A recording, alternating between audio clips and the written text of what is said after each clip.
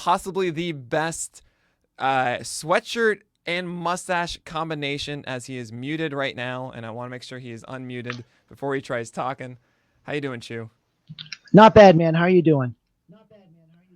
You know, it's PitchCon, and I'm excited about this. By the way, if you guys don't know about Scott Chu, you really should. Multiple podcasts on the new Pitchless Podcast Network. You have PL Shorts that you're a part of, Hacks and Jacks with Joe Galena. I'm really looking forward to that one. And Scott Chu, I think you wrote like 20 to 30,000 words on player rankings for Pitchless positional rankings. All hitters were done by Scott Chu. Unbelievable work that you did for that, and amazing rankings as always. So it's great having you here.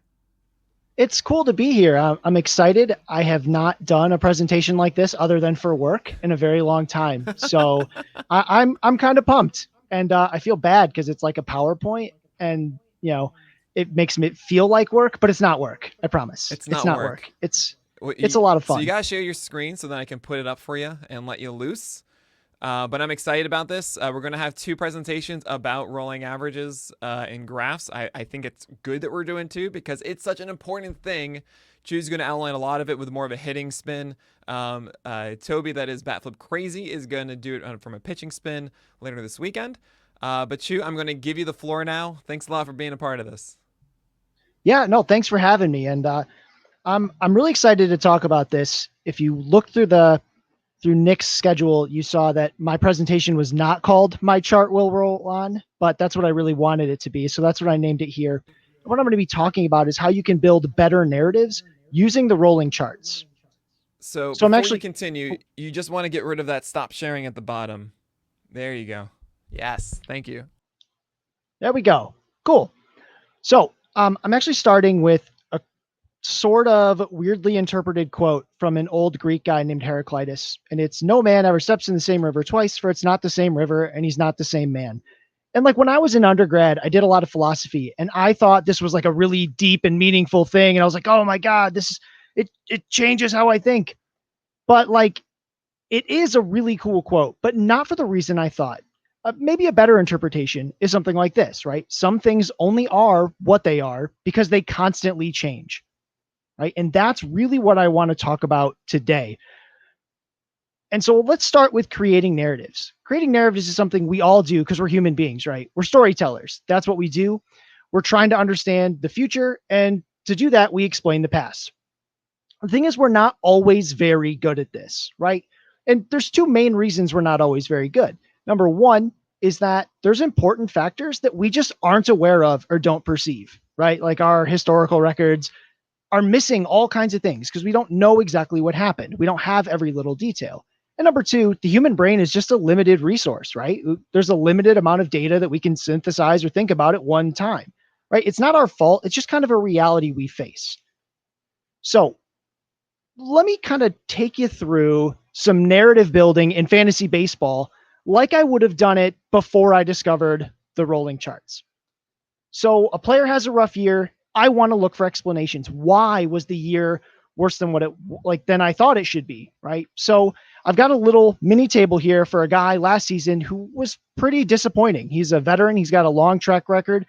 He's now 32 and he only hit 230. And so I wanted to look at his strikeout rates. I looked at his strikeout rates and you can see in 2020, there's a spike, right? And it's still reasonable, right? 22.1% is not horrible, but I want to understand why. Right? Is it just because he's getting older? Did something change? What happened? Why is his strikeout rate higher? That's a 5-point jump. That's pretty significant for a guy with a low strikeout rate. So, and I've blacked out the name, so you can't see who it is. Hold on that for just a second. So I dug and dug and dug. And what did I find? I looked at breaking pitches, right? We know that more pitchers are throwing breaking pitches. We know that breaking pitches are very, very hard to hit. And that as a whole, the league is not that good at hitting them. And what do you know? This player saw a lot more of them, chased more of them, and hit them weaker than he ever had before, right? And that's what all these charts are. They're just performance against breaking ball. And the last little part where it says 2020, that's all like the worst outcome, right? We didn't want the top two to go up, and we didn't want the one on the bottom to go down. And that's what happened. So, before I would have been like, I've got my narrative, right? He saw more breaking balls, chased more breaking balls, and couldn't do any damage. There's a bullet point that's in there that shouldn't be. But, you know, what would have happened is I would have been extra cautious on this player because they need to make a change, right? They need to make adjustments. They're going to have to find ways to hit those breaking balls. And that to me would have just really sat on me as I did this analysis. And that's what I really would have thought about this player. I would have thought about those things as a constant, right? Like they went up. That's a problem. But in the current days, I actually don't think that, right? I'm actually not worried about this player at all, right? And the reason why not is I can show you a rolling chart. The player here was Mike Moustakas, and his strikeout rate, this is a rolling chart of his strikeout rate in 2020. And what you see is it did start high, and then it goes almost straight down. Throughout the season, he actually corrects the problem, right? When I only looked at that one final number, it didn't show me this picture. It didn't paint this narrative of, oh, his strikeout rate was up. Like, yeah, it was for a while, but we see the correction happening already, right? And I know this is kind of a noisy sort of line, but what you see is like, we've seen him strike out like this before, right? Is it high? Yes, but he's coming right back down to where he normally is. And the other thing I want to point out is this little sliver all the way to the right, that's sort of a light gray. That's all the data we got from 2020. That's it. 2020 was really short. And so we only got to see this one little cycle. And as you can see, most seasons, there's several cycles of strikeout rate. So on one hand, we might say, oh man, this is like it's a new high for strikeout rate. This is a big change. Well, maybe not so much, right? And it's because that one single number doesn't tell us the story of what happened with his strikeout rate. And that's really what I'm trying to get to here is these things aren't constant, right? That number at the end, that strikeout rate, that batting average, that slugging, it's not a single number that stays like that all season. It moves up and down the entire time. And the way we can get a good picture of this is using these rolling charts. When you just try to think back, it's really hard to remember how players performed throughout the season, right? It's really hard to remember. It's like, oh yeah, he was cold for 3 weeks and then he got hot. We just can't remember that. Our brains aren't designed to remember that about every single one of these players. So, we really can use these charts to help us understand how that number came to be. And that's going to be especially important in a short, like when we're trying to analyze a short season like 2020. But I do want to call one thing out, and it's really important. These charts, they're not predictive. They're just very, very descriptive. And I'll talk about that more as I go on. But it's really important that just because we see these up and downs doesn't mean you should think that they're going to keep moving in those directions. They just give us a better context for how things went in the past. So now what I want to do, now that I've sort of tried to set up why these rolling charts might be very helpful, I want to just look at a whole bunch of them and really drive in the things that we can learn by looking at these charts and sort of the things that we can use them for when we're trying to do this analysis for coming into 2021 and understanding the past for a certain player, right? I already talked about this once, but I really just want to hammer it home again, right? 2020 was really short. We talk about 60 game season, that's only a third. But when you look at the data, again, we had Eric Hosmer last year, right? And he had, it seemed like a big spike in his slugging. It was higher than it had been before. He looked like he was having like this big resurgent season, like we hadn't seen for a while. But then you look at the full data, right? We've got a ton of data on Eric Hosmer. He's been around for a long time. This is his rolling slugging, right? So as is, for every 50 plate appearances, what was his slugging over that 50 plate appearances? 2020 only gave us this little tiny sliver here. And what you see is that spike looks just like a bunch he's had before, right? When you look at the final number, it looks like there's something different about him, that something's changed. But when you look at the big picture and you look at this rolling chart, what you see is maybe not, right? We just caught him on an upswing. Every player has these ups and downs. And the season was so short that we got to see the one up and he came back down, but we didn't see anything else, right? So how can we say that Eric Hosmer was different? I mean, I'm sure there are ways he may have been different, but just looking at the final slugging numbers, for example, he looks like the same guy he's been for quite a long time. So another thing I want to talk about is zooming out, right? It's really easy to get trapped looking at a single season. And so let's look at Marcus Simeon, who definitely disappointed last season compared to what we saw in 2019. I was one of the people that was very excited about his 2019. And on one hand, I'm looking at his rolling chart for WOBA, which I know isn't a fantasy stat, but it's a really useful stat for just understanding overall offensive performance.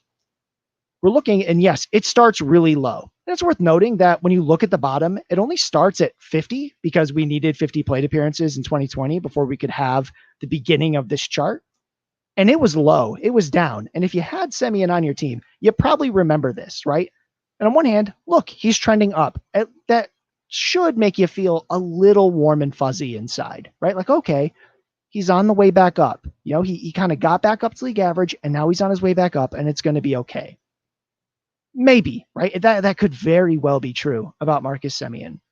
Problem is we have to zoom out a little bit and you see something a lot more troubling, right? When you only looked at that one season, you only saw this one part. What you see is in 2019, it was very good, but then huge drop. And the reason I like to talk about this is zooming out is because you really want to make sure you're always looking at these numbers in context. Like going up only means something valuable when you know where he's coming up from. He's coming up from a career low, right? He had never really been this bad. So he is coming back up. That's good. And I still like Marcus Simeon. I hope he has a great career, but just saying, oh, he was recovering, it's not enough. You've got to see how that journey plays out. And these kinds of cliffs are scary, right? He may recover and it may not be that big of a deal, but wow, that is a big one.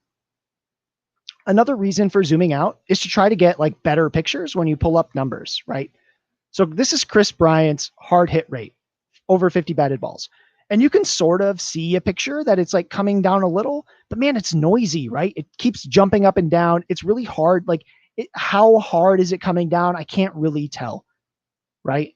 So the other way you can zoom out instead of just looking at more years is you can change the sample size. So instead of just looking at his hard hit rate over a 50 batted ball rolling period, let's look at it over 200.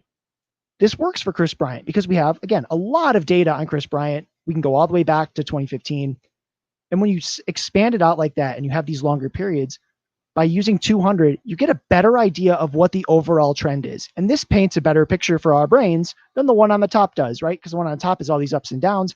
Second one, it still is ups and downs, but it gives us a much better picture. And obviously, like, this is troubling, right? Because we want the 2015, 2016 version of Chris Bryant. It looks like he hasn't been that way for quite a while, right? This might be the new Chris Bryant. Either way, having that way to zoom out and get a better idea of how these numbers moves is really valuable. And I really encourage you to play with these sample sizes when you're looking at these charts. If you're having a hard time seeing anything in the picture, it's possible that, you know, we could have zoomed out and not seen a good picture, right? It could just continue to be noisy or not show us what we're looking for, and that's fine.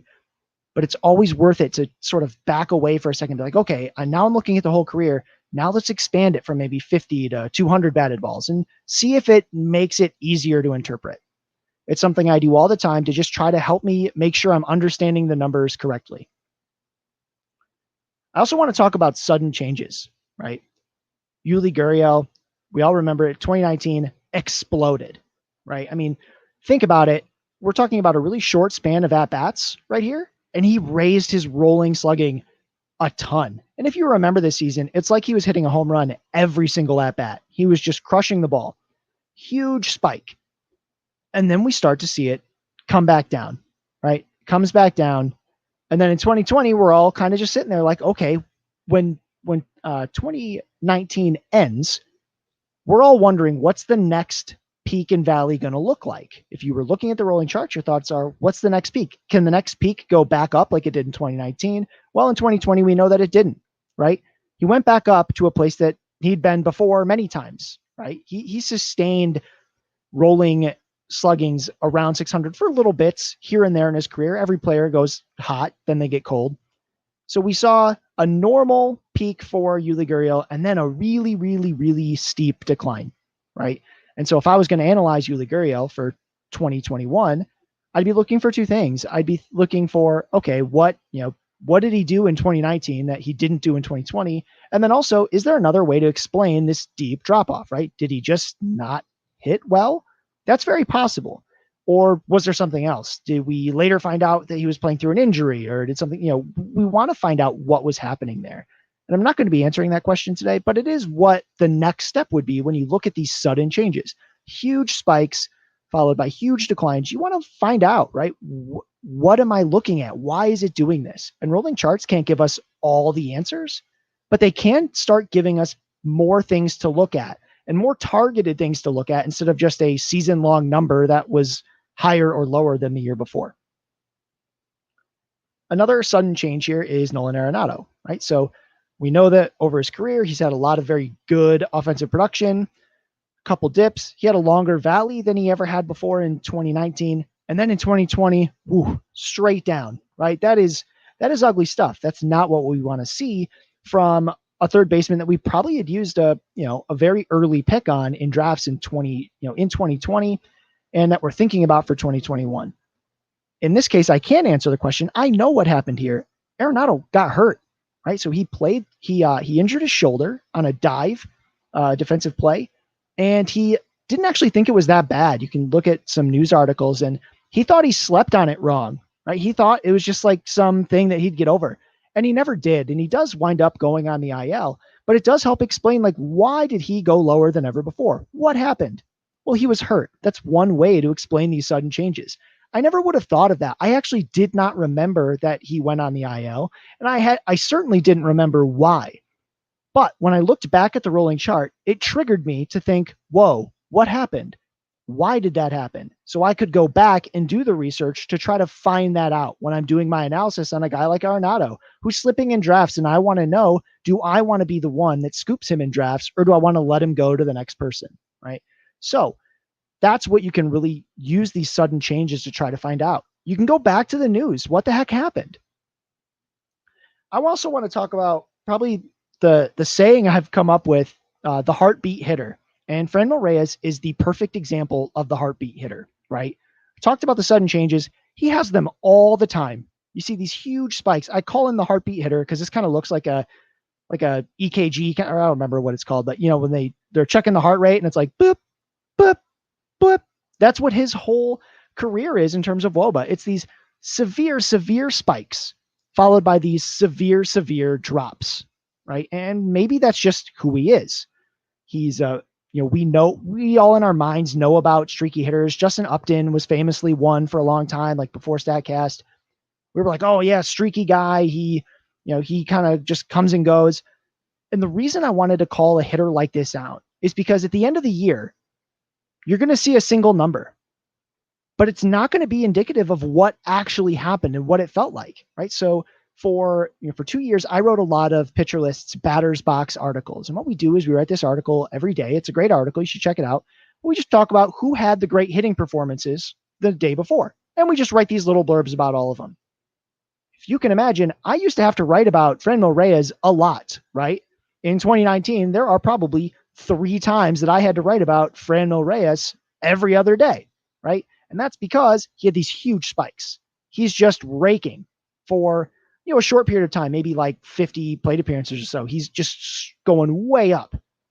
And then I don't talk about him for a while. He comes back down, then way up, right? If you looked at Google and, tried to look up the hits on the name Fernando Reyes in the Google searches, I bet they coincide with this right here, these big peaks. And the reason I wanted to bring this up is there's only one thing that's ever really bothered me about Fernando Reyes, and it's that these peaks aren't getting longer. He's not sustaining them any longer than he ever did before. That's what I'd love to see. I'd love to see these. It's okay if you have these peaks, but I want to see a player sustain them for longer periods. He's getting up to about the same point, and then he's dropping to about the same point, right? And in fact, it's actually gotten a little bit lower than it had been in early 2019. That's troublesome. It is nice to see this second little peak that happened in 2020, but it didn't do a ton, right? It still came right back down. What I'd love to see going forward in 2021 from Fernando Reyes is, the severe spikes up and down are okay. I just want to see that juiciness, that middle part. I want to see that last just a little bit longer, right? That would be the real dream of a hitter in growth. And right now I'm not seeing it. That's not saying he can't do it, but the rolling chart is giving me an idea of how his career progression has been in a way that those season numbers or the first, second half numbers never could have. And he's just a really good example of how these rolling charts tell you a story that you might remember anecdotally, but really just puts it on paper and tells you, anyone that has had Franmil Reyes on their team knows this experience, right? In a head-to-head league, like a weekly categories league, he's winning you 2 weeks, and then he's definitely not winning you anything for a while, right? And in Roto, over the course of the whole season, it'll balance out. That's not how it works in head-to-head, right? That's something you want to know if you're in a head-to-head league of, whoa, it looks like he's going to be really valuable for short times, and then he's going to be not valuable for a while.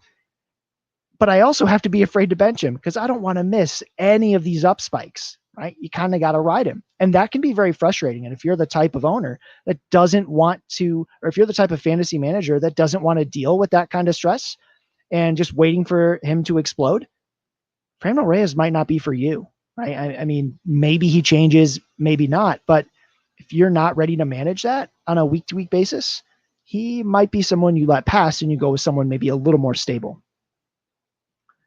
When I talked about those spikes getting bigger, Fernando Tatis Jr. is a guy who actually does do that, right? So this was really exciting. And if you remember back in 2019, there was actually a bit of talk that he was going to maybe regress a little because his expected batting average was way lower than his actual batting average or whatever. But when I looked at the rolling chart, even in just 2019, I saw the spikes. He went down, but he bounces right back up.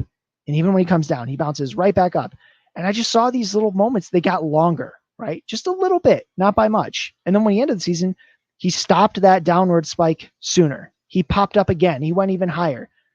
And then as you keep going in 2020, he does do these drops, but he comes back up. And look how long this period is that he doesn't really come down hard.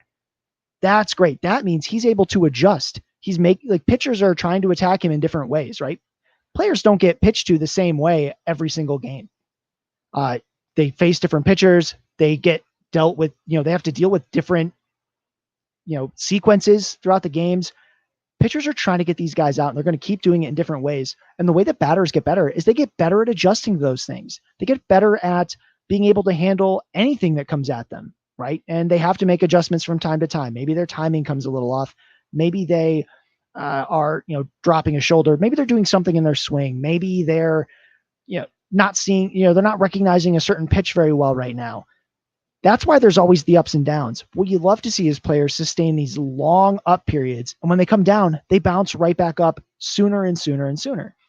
Because when they're doing that, that means they're making the adjustments they need to make. Now we see at the end of 2020, hard drop. And what does he do? Right back up. These, I don't mind these steep drops if they're really skinny, right? Like that's just a reality of baseball. Players are going to go through tougher periods. How's he going to rebound? He rebounds by going right back up to where he was before.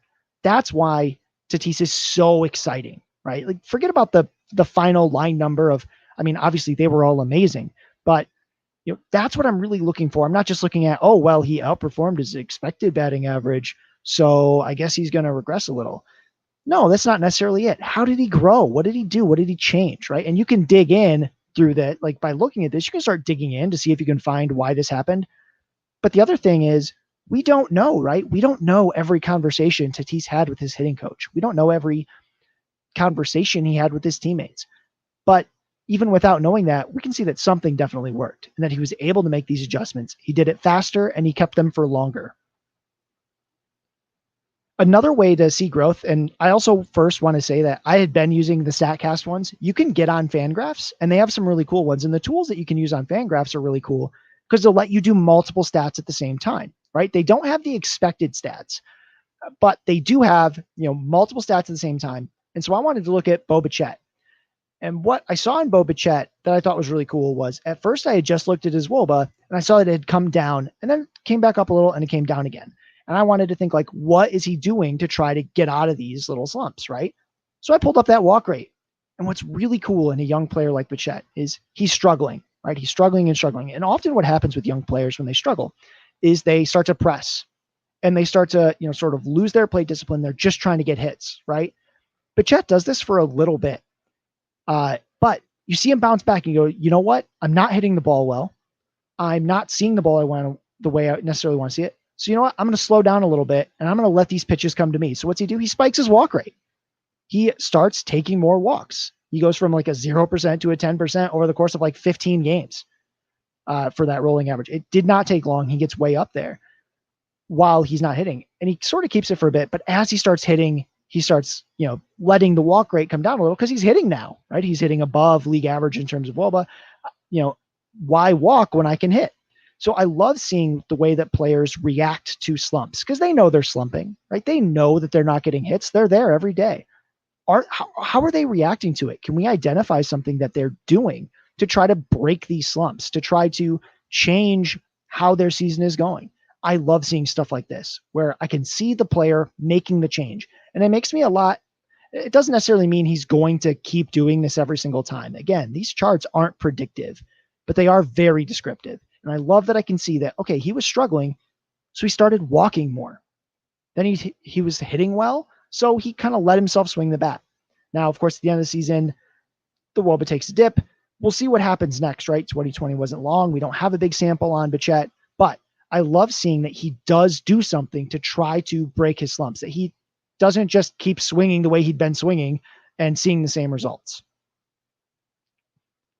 The other thing I want to talk about is with Jake Cronenworth. Right now, he had a really hot start to the season. We all remember that. He was absolutely amazing. And then he did drop down. And the thing I want to call out here is not that, oh, well, he was really good for his first, 120 plate appearances, but then he wasn't good. So he's not going to be good anymore. 2020 was, again, really, really short. And there are good and, maybe negative things to take away from this, right? You see this steep drop off and he didn't immediately bounce back, right? We're zoomed in pretty far because this is just all the data we have for Jake Cronenworth. But what you see is he didn't go all the way down and he did start leveling out a little. He does start coming back up. What I really want to know, and there's no way to answer this, the chart can't tell me, but what does the next peak and valley look like? Does he go back to what he was doing for a while at the beginning of at the beginning of 2020? Can he get back to those highs? And then, if this is all the low is after that, you've got a really, really good player. Of course, I'm simply guessing, right? I don't know what it's going to look like. I don't even know how the heck he's going to get playing time, but I know that it wasn't just a first half, second half, good, bad, right? I can see how the change happens. It does happen quickly. This gives me a reason to start looking more as well. Okay, let's match this up with times. Did something happen here? Did pitchers change the way they approach him? Did he start seeing more pitches up, more pitches down, more breaking balls, more, what happened? I can look into that and I can try to see what he needs to adjust to. Because even if I can't predict whether he will make adjustments, I'd at least feel a lot more comfortable knowing what kind of adjustments he needs to make. I can't answer that question today because that's just a ton of digging that I may have to do, and I may not find anything. But it does help talk about how these rolling charts can really help you look, like they can give you more insight on what you want to look for, how you want to look for it, right? If I was to keep playing with these, I'd start looking, okay, his overall WOBA has this drop. Does it happen with batting average and slugging? If I was on Baseball Savant, I could actually just be flipping between the two and going, okay, is this like overall, does his batting average and his slugging drop? Does one does one not drop as far as the other? I really can start getting better ideas of how this happened. And the more I understand about Jake Cronenworth's 2020, the better I can feel about how I'm trying to project him for 2021. Again, I can never say this enough. These charts aren't predictive, right? I can't just assume that because he was trending up, he's going to keep trending up, or that if a player's trending down, he's going to keep trending down. What I can do is get a better idea of understanding why he trended up and down, other than just natural players get hot and cold. If I can do more than that, it helps me really feel better about the types of predictions and analysis I want to do going forward. Another thing to look at is signs of recovery, right? So Arias, again, had a disappointing season. Look at the final numbers. They're not that good, right? It looked like he kind of just fell off. That's not true. What actually happened was Arias struggled, right? He struggled because he was hurt. He had bad knees. Excuse me. He had a bad knee and a bad ankle for quite a bit in the season. And he doesn't really start to feel better till later on in the season. And I didn't actually remember that at all. And I know I've talked about this once before already, but I didn't remember. So I had to try to go back and look. And I looked at his expected slugging and the way it rolled, and I went, whoa, it was going way up. What happened? First thought was he hurt for a while? And yep, sure was, right? It gave me a reason to look, gave me a way to sort of identify that, oh, Arias was struggling, but he was hurt. As he gets healthier, he gets better. This is not predictive. This does not mean that he'll have an expected slugging in the 500s early on next season or at any point next season. But it does give me a much better narrative than, oh, his expected slugging was down. Yeah, that stinks. I guess he's not that good. Maybe he's not, right? But the narrative I have now is so much richer because I can just see this pattern and I can start adding more to that narrative by understanding how this worked and then going into the details of the season. Oh, okay. Not only did it get better throughout the season, it's because he was hurt. He was dealing with knee and ankle issues. And he really was, even towards the end. I think he just got better at managing that. And now I can read news articles. And there's one that came out a couple weeks ago that was, he's feeling a lot better. His knees are finally feeling healthy. And I don't need to worry about, maybe he slumps early because of another reason. But at least now I know that that knee injury played a part in that early season slump. And supposedly it's gone, right? I'm going to keep my eye on it. But with it gone, I see that there is a lot more potential there than what I saw at the beginning of 2020. And that's just what I want to know. And that's just the way these narratives not only give you some of that information, but help you dig deeper to find even more that the chart could never tell you. Excuse me. I'm sort of getting to the end of my my charts here because I wanted to leave time for question and answers and things like that. And I'm talking a lot faster than I thought I would. But I want to pull up this chart of Mike Trout because I want to really hammer some of the mistakes I made early on when I was looking at these rolling charts. And with this one, I would have dug right in and I would have been like, man, look at that big drop in 2018. I wonder if that was injury. And oh yeah, like he had this really high peak in 2019. He didn't get back there. What's going on? The first thing I have to ask myself is what's missing from this picture, right? Why there is actually something very important missing. And it's if you remember all of our other charts, and I'll go back one to show you, they have this red line on them, which is the MLB overall average for slugging on the season, right? A flat line. And you'll notice that no player's stat ever fits on the line because they all move and the line doesn't. But it's not here, right? That's because it's down here somewhere. Mike Trout is that good, right? Everything he's doing is above the line. So as much as I might care about this dip in 2020, and that might be the difference between a first and second overall pick or whatever, I have to remember that that line's not there. I got to remember to read the stupid numbers on the left side and be like, oh my God, those are really high, right? Like ups and downs. Like I'm not that concerned about a slugging percentage, an expected slugging that goes from, 730, 740 down to, oh no, like just under 500. What a slump, right? Like I can't tell you how many times that I got wrapped up in just watching the patterns and forgetting to look at the stupid numbers. And I hope that this saves you from doing that once or twice and just remembering like, oh, wait a minute. Let's look at the number on the side, right? What is that telling us? Oh, it means that his peaks are stupidly high and his valleys are still very high, right? On the previous chart, the top is 540 for Arias. And I'm that's very promising. That's a good slugging for him. That's where that falls on Trout's chart, right? Down here. I know I'm hammering this and some of you may be sick of it already, but I always have to remember this because when you make these charts, they're going to give you a chart that is reflective of the stat range for that player. It's not going to give you the same stat range for every player. So always try to keep that context in mind. And the whole thing about rolling charts really is about creating context and understanding context. When we see those final line numbers of, okay, he slugged 500 or he had an expected slugging of 600, that's a number. That's a flat number. And it tells me the average of these numbers that we see in the chart, but it doesn't give me the context of how that happened. And the other thing about context is just remembering like, what scale is he on, right? And of course, with Mike Trout and his slugging, it's a ludicrous scale. I mean, he's just ridiculous. He's silly. The answer to every modern baseball trivia question is probably Mike Trout. And when it's not Mike Trout, you could probably still make it about Mike Trout. That's how good he is. And the rolling charts still tell you that. Like, I'm not worried about this because it's still good. On the other end, with Miguel Sano and rolling K percentage, if you remember way back, we looked at the one for Mike Moustakas and we saw it come down. It was like, that was great. This is Miguel Sano's. And I'm like, oh, look, he gets, he goes up and down. He gets better. He has these peaks, these valleys. Okay, it spiked in 2020, but maybe he comes back down. Wait a minute. Look at the numbers on the left. He's never had a rolling strikeout rate better than 27%? That's a high, like at his very best 100 plate appearance stretch. He's barely been acceptable in terms of strikeout rate. And of course, you're not drafting Miguel Sano because you think that he's going to give you batting average or fix his strikeout problems. But this peak is especially concerning because that means for a 100 plate appearance sample, his strikeout rate was over 50%, right? The final number was high, right? But when you get to see these like peaks and valleys, you're like, wow, he goes through periods where he strikes out at even more ridiculous rates. And that's scary. And so again, it's one of those, what's missing? Wow, this is all happening above MLB average. You can't even find the MLB average on this chart. He lives above it.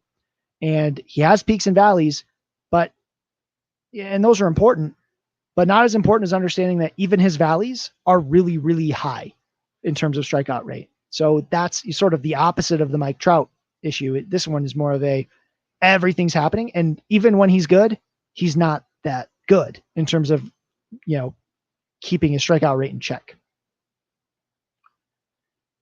And I kind of want to go back to this quote, which is that some things are only what they are because they constantly change. And that's about a lot of things, but also baseball players. Baseball players are who they are because of how they change, adapt, and grow, right?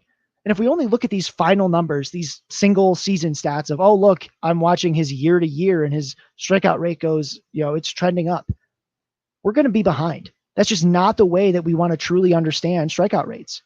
You got to go back to what we did like with Miguel Sano, with Mike Moustakas. You got to look at that rolling chart. How is it changing? Because if we were still just focusing on the fact that his strikeout rate in 2020 was up, we're missing so much of the story. These charts give us that detail. They fill in those gaps to help us understand, like, yeah, his strikeout rate was up, but it looks like he was already in the process of correcting it. The narrative changed entirely. It went from, ooh, maybe it's this thing about breaking balls. And maybe there's still something there about the breaking balls. But also you can think like, well, maybe it was just because 2020 was weird, threw off his whole routine for a veteran player, and he had a hard time adapting to that. That whole narrative didn't exist with just his strikeout rate went up, right? Like you could have gotten there, but it would take more imagination. The charts got us there, and every player goes through these ups and downs. And you're never going to get that from just the final season number. And you're never going to know where to look if you don't see how those ups and downs happened. If you don't see how high did he go? How low did he go? What has his career trajectory been, right? Like I knew Fernando Reyes was a power hitter, but when I looked at the chart, I went, oh, wow, he is a spike power hitter. He has these short bursts of really, really high output. And then it comes way back down to like league average for a while. And then he spikes back up and then he goes way back down again. That's really good context for me to know when I'm playing fantasy baseball, because I need to know that's the kind of player he is. If I'm going to draft a player, I want to know what they're like, how they perform, how do they change and adapt to grow? Like if I want to say like, I think Fernando Reyes can get better. Well, the rolling chart isn't telling me that. Maybe there's something else that will, but the rolling chart's kind of telling me that he's been the same guy this whole time. Now, of course, like I keep saying, players only are who they are because of how they change, adapt, and grow. And Fernando Reyes can very well change, adapt, and grow. The thing is, I haven't seen it yet versus a guy like Tatis. And I don't want to compare Fernando to Tatis. That's not fair. But with Tatis, I love that I can see the growth. I'm not always going to be able to do that. But when I can, it makes it that much more powerful because I can see like, oh, wow, not only is he getting better, I can sort of visualize how that's happening. When he's hot for longer. When he's cold for shorter and bounces right back up. And his cold doesn't go as low as it did before. And his highs, they keep getting higher. All of that is good. All of those are things why you can start considering Fernando Tatis in the first couple picks of a draft, right? Because you can see how that growth happens. Does that mean he'll keep doing that? Not necessarily. But at least he's already done it. I'm not asking him to do that for the first time. It already happened. So again, I just really hope that out of this, you start understanding, or maybe even think of using a rolling chart to get a better picture of how a player's doing. When you see a stat anomaly, right, you're still going to go to a player page and look at their stats first, right? You can't just start immediately digging into the rolling charts. But what you can do is when you see something on a player stat page, you can start digging in deeper instead of just looking at other season long numbers like a swinging strike rate. Pull up the whiff rate, right? Pull out the strikeout rate. You pull up those things on a rolling chart and see how they moved. Was it getting worse throughout the season? Was it getting better? Was it going up and down, but overall constant? Those are going to be really important pieces of context for you if you want to get a really good sense of how you value players going into next season. So that's probably enough just pontificating from me. I did want to say, thank you. I hope that this was somewhat helpful, and I'm going to be happy to end this presentation and answer questions or look at other players if that's what you want to do. But, I thought I'd just say, I work with Pitcher List. I'm the Going Deep manager there, and you can catch my work as it comes throughout the season. I have those 2 podcasts as well. Friends with Fantasy Benefits, I'm a contributor over there as well. I've got some podcasts from the team previews that they did if you want to check those out. And also a shameless plug for fantasy curling. I'm sure that's why you're here. It's to talk about fantasy curling. I know it's why I am anywhere. But we do have a brand new fantasy curling contest. It's a salary cap game. It's going to feel a lot like DFS, even if you've never followed curling. We do have the Scotties Tournament of Hearts. That's the Canadian Women's Championship. It's going to be on ESPN3 if you want to watch it. And if you want to play a fantasy game just to mess around and give yourself a reason to watch curling, it's out there. You just go to curlingzone.com/fantasy, or you can follow me on Twitter at IfTheChoeFits. And I'm going to have links to it everywhere on my Twitter, but go ahead and check it out. Try something new. I don't have any rolling charts for that yet, but there are advanced stats, believe it or not. So you can look those up on Curling Zone, but just thought I'd throw that out there, and that's it. Well done, Chew. That was great. That was great, man. So you guys should definitely follow all the curling stuff. It's amazing that you just invented this fantasy sport, and it's a thing now and featured in Wall Street Journal. Incredible. So guys, leave all your questions for Chew right now. I'll be asking all of them over the next 10-15 minutes or so. I have some questions for you, Chew. With all these rolling charts, so I assume that all of these are your targets for this year. Are there any guys that specifically you noticed with the rolling charts that made you say, actually, I think this guy is undervalued for 2021? Oh, yeah, that's Arias. I mean, that's the first thing I thought was, man, I liked him so much, and I loved everything he did in 2019. 2020 looks so bad. Give me a reason to believe again, right? Give me something exciting. So that's why I dug in, and I saw that upward trajectory. And now I was like, okay, there is still something here, right? I wasn't that crazy in 2019. So some of them are just good examples. I like Franmil Reyes because he's a good example of these guys that go just way up and way down. And it doesn't necessarily make him a target, but especially writing all those hitter previews, I looked at these things constantly because I had to understand what these players were doing, how they're growing, how they're changing. Are they growing and changing? Like Hosmer was one who I was like, did he change? I was like, well, maybe not. Right? Maybe he's just the same guy, and we just caught him in a good cycle. Thanks a lot, by the way, Hedo. I hope there's no echo now. That's my bad. And on the other side of it, I mean, with these rolling charts, were there some guys that you thought you would be really into, but then you kind of saw, maybe not so much? A good example I know from 2019 is Paul DeJong essentially had all of his offense in about a month. And then that was it. Was there something else that you kind of saw from 2020 that maybe we aren't, taking into account enough for 2021?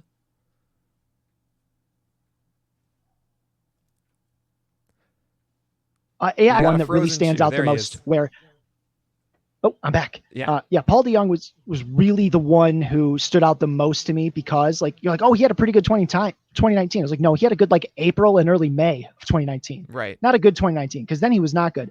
Another one that stands out, and I like the player, and I know people might jump down my throat a little, but Eugenio Suarez, if you look at that rolling strikeout rate, it's a hard up trajectory. It's not like little spikes here and there that I was kind of hoping I'd see, that maybe he just had some spikes that skewed the whole final season number. That's not what happened. It's been steadily, really moving up since mid 2018, and he's never coming back down to his previous levels. He's just setting new ceilings over and over. So that's a little concerning, but when you look at the power numbers, they're still really good. So I'm still not sure how to take that yet, but at least I have a new piece of context of, no, it's real. That strikeout rate going up is real. Whereas like Moustakas, that was like a fake, right? Like, so it started high and it was coming down. And I bet if we had a longer season, we would have seen it just be what it normally is. But with Suarez, it's keeps going up. And I don't have any reason to believe that he's going to go back to his like mid 2018 rates yet. No, I don't want to hear that about Suarez. I don't want it's just about strikeouts. That doesn't mean he can't perform. Suarez, though. Oh man, I still might be taking him everywhere. I don't know. I'm not going to stop you. Real. All right, fine. It is fine. Okay, so I see a question here from Isaac Klein 28. He says, or she says, I'm assuming he because of Isaac. How do we make our own rolling charts? I wish I knew, right? So I don't know enough about this, like the numbers to make my own.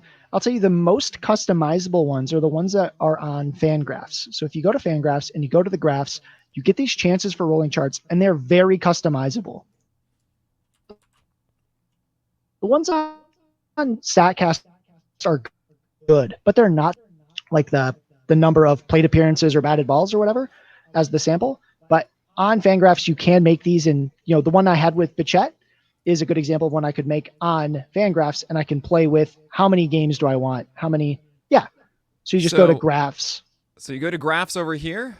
Mm-hmm. You can scroll down, and here's actually some of these rolling graphs. It's a really powerful tool that you have here on Fangraphs. You can separate it by game. Yeah. And then you can do multiple seasons. You can set whatever stats you want. So you want to do is K percentage, for example. There you can see actually going up and down. We can change the year. So 2020, this is by game. Here is a rolling chart. You can set how many games it is. So if you want to say 10 games or so. Do you generally do noting 10, 50, 15? It depends on the stat. So, some people might be familiar with like stabilization points. Like when does data become sort of reliable? There's a lot, like that's a stabilization point is like a big thing to unpack, but with strikeout rate, I'm more comfortable with shorter ones, like 10 to 15 games. Okay. Then I'm getting some data, but with others, especially ones that rely on batted balls, I want longer ones because batted balls are so fluky just by their nature. Gotcha. So here's, you can actually do multiple at the same time. They'll have different lines, which is fascinating. Yeah. We're going to get rid of K percentage here. So this is hard percentage. I don't know how much you care about hard percentage, but here you go. This is over 10 games. You're saying, let's do multiple seasons. You're saying 50 games is probably a better idea for that. Yeah, that maybe 50 30. games is pretty long, but you just got to play with it. The thing about Fangraphs is they base it on the games one is, and the days are the ones that will go by rolling, I believe. So you got to kind of play with it. And I talked about it a little bit when I was talking about Chris Bryant, but basically if your chart is really noisy, it's just way too much up and down, it probably means that your sample's too small. Sure. And that's why it's just shooting up and down. So just stretch it out until you start seeing something, right? And maybe there's not like maybe your hypothesis isn't correct, but just keep stretching them out until you kind of get an idea of what you were looking for and can understand it. This is a great question here. Dan Peel Discord asks, are you able to overlay multiple players rolling graphs, or do you need to do it side by side? If you can, I don't know how. I wish that I could because I'd love to see that.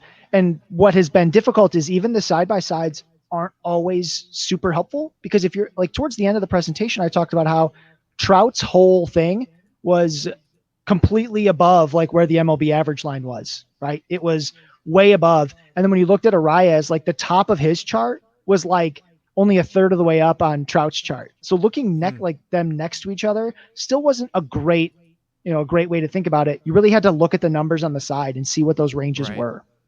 Right. It's a really, really good point. It is a little annoying, right? This starts at 30%. So you might think, oh, it was really bad down here. It's still a 32% hard hit rate. It's not like it went down to like 15 or something. And this is a 60%. Nelson Cruz. Yeah, he's silly. What I did like really about the way that Fangraphs works, like I miss some of the stats from StatCast, and I have to go to StatCast to get them because like hard percent and hard hit rate aren't the same. But what I did like was it shows me like it shows me like the different lines. It shows me multiple stats on top of each other and more stats that I can't get on StatCast. So if you're looking for a different stat, you kind of got to jump between the two. Or if you want more customization, you're probably going to end up on Fangraphs and just accept that, you can't get the expected stat. I kind of like expected stats because you take some of that luck factor out. and try to focus on as few variables as you can. But, you'll find which ones you like better, and you'll start to get in a groove as you use these more about where do I start? And, I've seen this before, right? I talked about Fernando Reyes as the heartbeat hitter, and it's because sometimes I see it again, right? I can't think of a guy off the top of my head, but I'll see that pattern again, and I'll think, oh, that's right. And actually, I do it a few times in the player write-ups if you go and check them out at Pitcher List. But I Definitely talk about do. guys like 100% do. Read every single one of them. He puts so much heart and soul into those. They are not just quick blurbs, not just blank table rankings.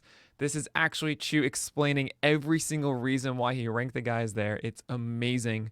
Read all of it. Sorry, gotta plug it's that. so much. You No, deserve yeah, it. it's so much. I felt like I finally got caught back up on sleep yesterday.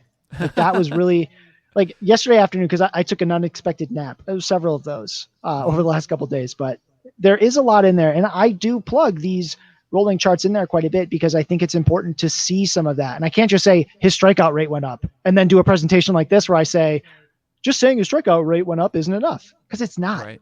It isn't, Definitely and isn't. that's the thing I want to change. I know Chris Towers had a great tweet earlier today about rolling charts and just showing like, look, these are one, and that reminded me to hammer it over and over again that these aren't predictive, but they're so descriptive. They really show you how things change. Like when we say in 2020, so and so had the highest slugging of his career, it's like, well, kind of, right? But the Right. sample size is so different. Like maybe that wasn't the highest 50 game strikeout rate of his career, right? Or 50 plate appearance. That's where the rolling charts can really tell you, like, when was the highest spike? Was it just sort of elevated and that made it the career high? Absolutely. Okay, so a couple more questions here. We don't have too much time. Is there a resource that would allow you to import injury history markers and overlay it against the rolling charts? Oh my God. If you find one, tell me. Because I have to, right now I'm trying to find those things and, try to match them up. I'm thinking of Dansby Swanson in 2019.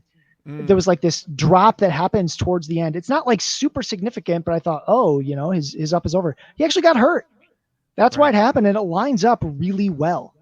Right. Again, it's rolling. So you're not going to see like the exact day that it Yeah. happens because it takes time for some of that stats to like roll off. Not to But mention, they're injured. We don't know that they're injured for that yeah, entire time. that's a really big one. Playing injured. So that's Arenado, right? So that hard drop, he played hurt and playing hurt. And I know that there's a great article on Fangraphs. I think it's by Jeff It's probably Zimmerman. I can't remember. Zimmerman. It's got to be Yeah. Zimmerman if it's injury related. It talks about how playing hurt is like one of the worst things for their fantasy value. It's not because their performance just goes down, and you can't, a lot of times in fantasy, you can't bench him, right? You can't bench Arenado. You need him. But if he's playing hurt and you don't know it, that rebound you're looking for just may not happen. Yep. So that was from Mr. Adair. Thanks for that great question. Mango's Teen Spirit, love the name. How much correlation do you see between seasons on these? Like if a player figured something out during the last couple of months of the playoffs or had a terrible last couple of months, does that really matter for the next season? That's a good question. It It's is hard a really to good answer question. because, I mean, there's. You go ahead. Yeah. So the first thing is the playoff stats don't appear on there because I actually wanted that for like a Rosarena because you don't see you see a spike, but you don't get the playoff spike. And that was crazy. Or like some of the Houston guys really went off in the playoffs, like Correa. They go off in the playoffs. You don't get to see it in the rolling chart. It doesn't necessarily mean they're going to do it again, right? Because the thing is, as a player adjusts to something, right? Okay, he starts hitting breaking balls better or something like that. That's when other teams are scouting these players all season long. Every single day they're scouting them. They're looking for new weaknesses, new holes, new things for these players to adapt to. So that's why they have to do it over and over again. What makes Trout great isn't his general approach. It's how he's able to adapt to pitchers pitching him in new ways every single day and be just as good as he was before, right? And that's the stuff about like Soto that's so exciting. Now, if I see that, like when I saw Tatis and I saw those spikes getting longer, they're getting fatter, as I like to think of it, that's a really good sign, right? That means he's making these adjustments. Does it mean he'll always do it? No, but at least he's already done it once. Right. And that's a whole lot better than a guy never having done it, like a Fernando Reyes who keeps showing me the same thing over and over again. Definitely. And another question here from Dan. Can you compare a player's early months to later ones across the years to test a quote slow starter belief? For example, Carlos Santana's April and May's versus later months. You'd be able to see that a little bit in the charts, right? I can't speak to whether there's like a true correlation there, but you'll see it in the charts. Now, if you've got multi-year charts, the first couple spots on the chart are actually going to have plate appearances from the season before, but you'll see those drops happen, right? Sure. What you won't see is like when you look at a single season in the rolling chart, you're actually not going to see a bunch of that because you need 50 plate appearances before the rolling chart starts. Right. So the way to find that is to actually look at where the chart starts, right? You won't see the drop. You'll just see it start down. That was like Simeon's. If you look at 2020, it just starts down, and you have to imagine that line going further, like staying down low and like extending off the screen to the left, because that's how we got to that spot for 50 to begin with. All right. Well, this has been Scott Chu's presentation. Scott, thank you so much, man, for doing this. This is great. I learned a lot. And I think rolling charts are something we don't utilize enough because nuance and narrative is a huge part of what we do. We can't just clump a season together and expect exact repetition. There's so many things that go into it. So really, thanks a lot for illuminating all of that for us. Happy to be here. And just the fact that you said that makes me feel like this wasn't a big waste of time, right? Absolutely not. Are you kidding? That was incredible. Someone else said rolling charts. And at least just to see your hair too, I think that made it worth it. So it was good. All right. Take care, Chu.